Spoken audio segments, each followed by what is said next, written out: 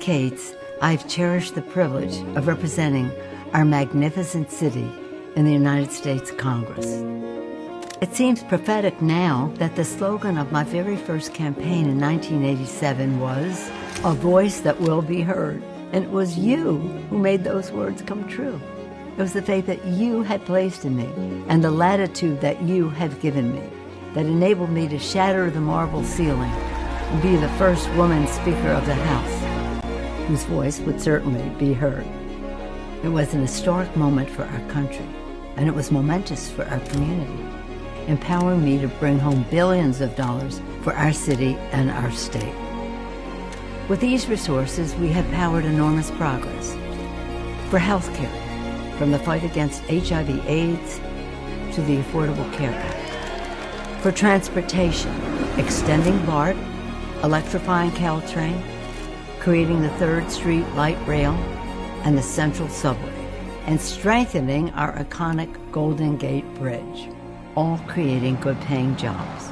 For housing, enabling nonprofits to build affordable, low-income, community-based housing with the low-income housing tax credit.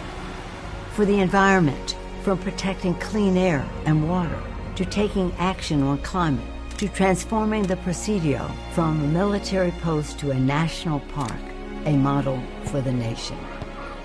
Of course, credit for this work also goes to our brothers and sisters in labor, and it was also made possible by the entrepreneurial spirit of our private and nonprofit sectors. We can be proud of what we have accomplished, but there's always much more work to be done. Of course, San Francisco's impact is not confined to our city limits.